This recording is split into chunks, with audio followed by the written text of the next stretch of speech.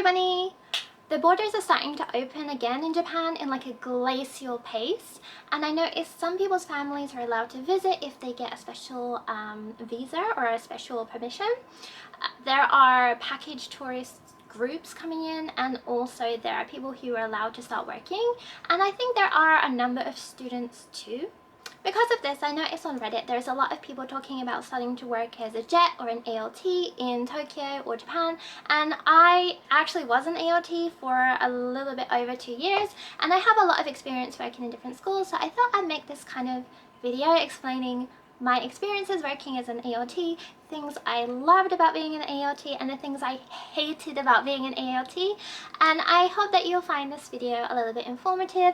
It's very anecdotal, so it's just my experiences and maybe experiences of my friends, but hopefully this can be some help if you're thinking about becoming an ALT in Japan. Okay, so I'm going to preface this video by saying that being an ALT is such a good gateway into the country because it's kind of a bullshit job. Like, there's not a whole lot of work to do, the hours are pretty short, but it's also a great insight into Japanese culture, particularly if you're not knowledgeable about it beforehand. A lot of people don't actually know a lot about Japan and they come here and they become ALTs. It teaches you a lot about the school system, and in the school system I think that's where Japanese people are taught that they learn at like a Japanese heart. So when you work in a school, you can see how Japanese people grow up, and where they learn their beliefs, their values. You get to eat lunch every day, and you get to try like different kinds of Japanese food that you probably would never have tried in restaurants. And honestly, it's just a really good way to learn about Japan and its people. Okay, when you become an ALT, you're going to be dealing with two beasts: the dispatch company and the school or schools itself. Dispatch companies are all bad, all of them. Like, there's not a single good dispatch company. They're all bad in their own ways, and there's like varying levels of bad. I really suggest looking online and searching about them because there are really, really famously bad ones. I can't see which one it is, but I did work briefly for the one that's confirmed to be the worst dispatch company. I've worked for some of them that are considered to be less bad, but they all do kind of have their faults. Usually the starting wage isn't good. There's no way that you can really progress. A lot of them don't pay travel. There's a lot of weird rules, and they just don't treat you very well. A lot of dispatch companies came under fire for just firing a bunch of people, or they couldn't secure a contract for a certain district, and a lot of people just lost their jobs. Stuff like this happens quite a lot. It's not a very secure job, it doesn't earn you a lot of money, and I really suggest using it as more of kind of like a gateway into Japan. And if you decide then that you really enjoy teaching like I do, there's a lot of like profit institutions that you can work for. How you enjoy your time as an ALT and how much work you're going to be doing is honestly completely up to the school and the people that you're going to be working with. I've worked in so many schools now. I think I probably in total work for 30 schools, and each time has been a completely different experience. Like, you'll go into one school and the teachers will be very standoffish. I guess they had a bad experience with a previous ALT, and they will want you to be distant. They won't want you to help with any of the classes. They'll just want you to stand at the back and like repeat things. They might tell you not to come to any classes. They just sometimes, I remember one school I worked at, they just left us in a room for a few months and like they didn't call us to any classes. So there's that kind of school. Then there's the other kind where they just really, really need help. No one there will speak English or be able to teach English, and they won't have many materials, and you have to make your own lesson plans, and you have to do the lessons yourself, and you have to do all of the work yourself. So there's honestly like those two extremes and then everything in between, and it completely depends on the school and your coworker. Being an ALT, you have so much free time because normally you work like 3 or 4 classes a day. The maximum normally is 6, and even then you'll get like break time in that time. So honestly, the best and worst part of being an ALT is you have so much free time, because I remember when I was an ALT, the worst part is you have to be at work from the start time to the end time. which seems kind of obvious, right? Apart from a lot of the time you have no classes. For whatever reason, the students won't be there. They'll be on a trip, or it'll be like a teacher's training day, or for some reason there will be no one there. But you have to stay in the teacher's room and you have to stay at your desk. And it was good at first because a lot of schools let you practice Japanese, a lot of schools let you kind of like write or do something at your desk, but other schools do not, and a lot of schools won't want you to do anything but like work, but you're not given any tasks to do, and that's up to you to take initiative, like, I don't know, make lesson plans, make flashcards and stuff like that. But if you're not told what to do and there's no materials there, there's literally nothing for you to do. And I think that's the worst part for a lot of AOTs. A lot of the time you'll be stuck with absolutely nothing to do from the moment that you start work to the moment you end. And when you're in a room with people who are silently observing you, it can be very, very suffocating, and honestly I started to go a little bit insane sometimes because I was just stuck there. I just arrived at the school, there was nothing to do for like a whole week. I had a whole week of just sitting there and not doing anything. Honestly, it was boring. One school I tried to study Japanese and they didn't like that. Other schools encourage you to study Japanese while you have nothing to do. Honestly, it's so dependent on the school. Each school has its own kind of like culture, and the best skill you can learn is to be able to silently read the air and observe your coworkers, and you need to be able to see what's acceptable to do in that school and what's not, because a lot of rules in Japan are unspoken, and so you can't ask these things. It's like very weird to like ask if you can do something. So what I do when I enter a new school is I spend a lot of time observing and seeing what people do, because for example I worked in some schools where we weren't even allowed to drink juice or coffee or any kind of like colored liquid, and you can only drink water. And in other schools you can drink and eat what you want at your desk. It's honestly, there's so many small things that you have to just figure out as you go. Your first job being an ALT, you're probably honestly not going to be very good. You might be a little bit nervous speaking in front of so many people, and you're not going to have the experience. You're not going to be good at making lesson plans, and that's something that you have to learn by yourself, because often you'll be giving a Japanese English teacher, but I've worked with so many of them and they're not honestly like that good at helping or teaching you, and a lot of the time they don't think that's their job. So you have to take the initiative, and my biggest advice of what you should do is you should learn a bunch of songs and games to do in English, because I find a big problem as an EOT, they won't necessarily make you make lesson plans, but often there'll be like 10 or 20 minutes left of the class, and the teacher will say, oh, I don't have anything else to do, would you be able to do something with the kids? And it's so sudden, and that's why you need to always have a backup plan. Like, you have to think of like some games or something you can do instantly, and be able to bend it around the topic of the class. And if you can do that, just that one thing, I promise that the teachers will really like you. Okay, so the kids. I've worked in elementary school and middle school, which is probably where you will be starting. It's highly unlikely that they'll start by placing you in a high school. Elementary school kids are really rowdy, they're fighting all the time, they've got so much energy. Middle school kids, the light has well and truly drained from their eyes. They've been going to cram school since they were like 9 years old. They're tired, they have all these extra classes. So the biggest task of working in the middle school is getting kids to engage with the lesson and communicate with you, and that's honestly the hardest part. I remember when I worked in middle schools, most of the time the kids kind of like slept through the English lessons and didn't really engage. If you spoke to them, a lot of the time they wouldn't reply. However, there's a lot of kids that are obviously really, really engaged, and particularly if you can make the lesson fun, and the kids will have fun too. But if you're not the main teacher and you don't have control over the lesson, I promise you most Japanese English teachers will make a very boring lesson that's mostly listening and getting the kids to write stuff. So most of the time, if you're teaching middle school, it's going to be boring and you're just going to be repeating things and the kids will not be engaged, and a lot of the time you'll take that to heart, but honestly it's not really a lot you can do.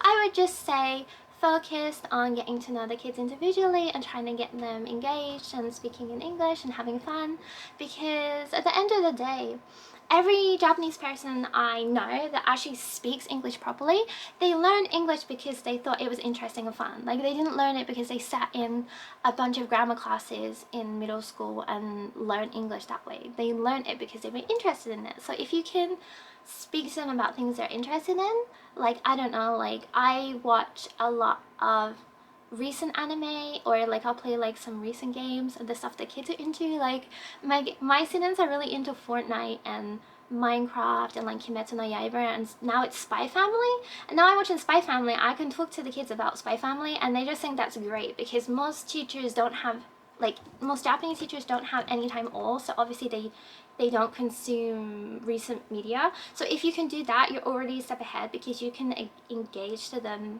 on a level about something that they like. One of the things that's really, really different here, and I'm sure you've seen this on BuzzFeed, is a lot of kids, or a lot of schools here, the kids dish out their own school lunch to each other, and you eat in the classroom and you eat all together. And when you're in AOT, you have to join a random class each day, and they'll make you sit at a random table with the students and you'll have to eat with them. I'm sure like some things have changed during Corona or whatever, but I'm sure they still make the AOTs eat with the students. Honestly, not gonna lie, it's not fun. Japanese school lunch is often great because you get to try a lot of things you wouldn't have tried before. A lot of the time they'll use like local ingredients, local vegetables, and so you'll get to try so many things you wouldn't try in restaurants. So that side is good. But depending on the district and the school board, sometimes it's really, really bad. Like, a lot of the time, because I worked in so many prefectures, I noticed that some of them, they don't spend that much money on food, so you'll be eating like mostly rice and konnyaku every day and like a little bit of fish. And other prefectures, you'll get to have like ice cream and chocolate milk and stuff like that. So in that kind of sense, it's not really fair, and it really depends where you're placed. But I really enjoyed it in school lunch. That's how I actually started to like natto, because at first I didn't really like it, but then after being forced to eat it like 3 weeks in a row, I just started to really like it. Again, you're gonna be eating with Japanese kids, and a lot of them aren't used to foreigners. It's going to be awkward for them. A lot of the time they're not going to want to speak to you. That's fine. Just try your best. A lot of the time they're going to really want to speak to you, and when you're just trying to eat your lunch and they're not stop talking about why your eyes are that color, or if they can touch you and stuff like that, so that can be kind of annoying. But just think of it as incredibly endearing. And again, because these kids probably don't have a lot of chance to speak with foreigners, you might be the first foreign person they've ever spoken to in their whole entire life, so you have to be really patient, and you have to realize that your time with each student is kind of special, and just try your best to get along with them and make each individual interaction to be special. Because for you, saying hello and speaking to like 200 kids a day, you're probably gonna forget it, but for them, I had students that wrote me letters after years, and they said they really remember like one singular interaction I had with them like years ago that I completely forgot, and that really, really stuck with them, and it had a positive impact on their life. Okay, so the absolute worst thing for me working in Japanese schools, working anywhere, has to be your coworkers. Like, if you have one bad coworker, it can ruin your entire job. And even though I'm not an AOT anymore, I do have this problem now. I might make a video about it because I do work with someone who is insufferable. And working in different schools, I've met a lot of different kinds of people. I've worked with so many wonderful people, but I've also worked with just complete and utter dickheads. And unfortunately, being an AOT, you work with these kind of people a lot. Honestly, a lot of the Japanese English teachers I've worked with have been absolutely insufferable, and I think that's because the Japanese people who learn English very, very well, they tend to work overseas or work in a company doing like international liaison, and the people who don't get to such a good level of English tend to become English teachers, and often they have a chip on their shoulder about their language ability, and a lot of the time they have a really deep-rooted complex about it, and that's why working with them is kind of hard. I've worked with a lot of people like this, and of course you're a native speaker of English, so they're gonna automatically kind of feel inferior to you. the thing that's not fine is often because of this, they'll try to really prove to themselves, to you and to themselves, and they're gonna try and one up you or try to do better than you, or they're gonna try to criticize you a lot of the time because they want to put themselves above you. And this is something I've seen and worked with a lot, and this is something that a lot of my friends have worked with, and honestly it's very, very hard to deal with. But your dispatch company usually will give you a little bit of training, and they'll tell you exactly how to deal with this kind of person. The best way to deal with this kind of person is honestly to not do not fight them, do not engage them. Everything you say to them, make sure there is not any emotion in your voice. You have to just speak to them very logically, very patiently, and you must not critique them.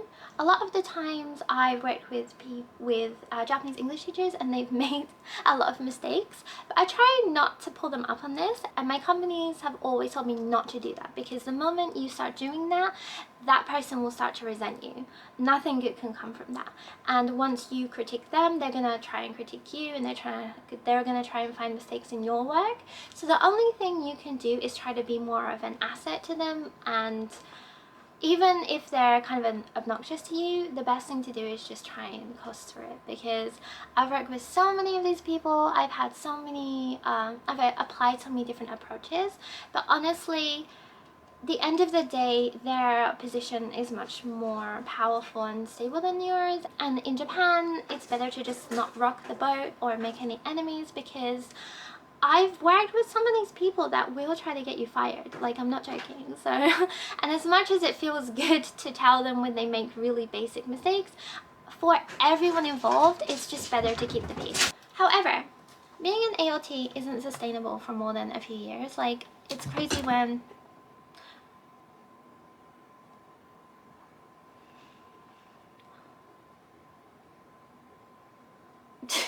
like, I've met a lot of, I noticed mostly older Western men who say that they've been an ALT for like 8 years, and honestly that's wild to me, because the pay rate is so low. It's just not really fulfilling. Like, if you're gonna be an ALT for so long, then you might as well progress into being like a full teacher, because you have the experience, you have the knowledge. And there are a lot of companies, like the ones that I work for, where I actually do work as a teacher, and I teach my own classes, have to grade my own papers and stuff like that. It's a really big step up for workload. Like, I actually have to do all the things that the Japanese English teachers do, but it's a lot more fulfilling, and I get to have a lot more control over my classes. But yeah, again, if you're an ALT, then you are afforded so much time. So the time that you are working as an ALT, I would suggest looking into other avenues of employment and look at your next step. And yeah, it's a really good starting point to living in Japan and to make connections and all that. And honestly, I don't have any regrets being an ALT. So yeah, sorry this video was very rambly. If you're looking to be an ALT and you have any questions, please drop them below. Or if you are an ALT and you have any little anecdotes or advice, also please drop that below. I haven't been an ALT for like 4 or 5 years now, but honestly I look at that experience I have very positively, and there were a lot of like really embarrassing, annoying things that happened, but honestly I think those things helped me to build as a person, particularly as a person living in Japan, because when you arrive in Japan, you're gonna fuck up like all the time, and that's kind of like, that's to be expected. Like, I know people that come here and they already speak fluent Japanese, even way better than me, and they still mess up a lot, because a lot of it is learning like social cues, etiquette and nuance. So I really suggest focusing on those things and just how to interact with people here. Anyways, I hope this video was really informative for you. Sorry it's not such a fun topic or whatever, but I think it's something that I wish I had heard before I moved to Japan. Thank you for watching, and as always, please subscribe.